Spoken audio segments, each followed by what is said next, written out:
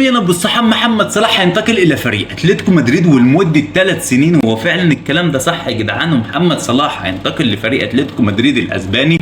بصراحه ما اقدرش اقول لك الكلام ده اكيد بنسبه كبيره، بس في خلال الساعات اللي فاتت بتشوف صحيفه ذا صن البريطانيه بتقول ان محمد صلاح مؤكد بنسبه كبيره ينتقل الى فريق اتلتيكو مدريد الاسباني. مش عارفين بقى الكلام فعلا اكيد ولا مش اكيد، بس خدها مني في خلال الايام اللي جايه هتلاقي محمد صلاح بيتعرض عليه من كل الانديه.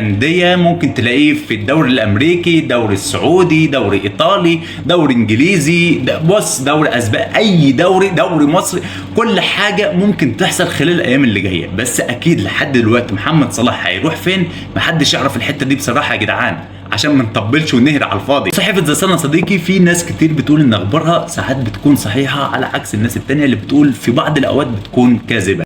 فعايزك بقى تنزل لي حالا دلوقتي في الكومنتات يا ابو الصحاب تقول لي فعلا محمد صلاح ممكن ينتقل الى فريق اتلتيكو مدريد والكلام ده هيكون صحيح في الاخر، ولا محمد صلاح هينتقل لفريق تاني.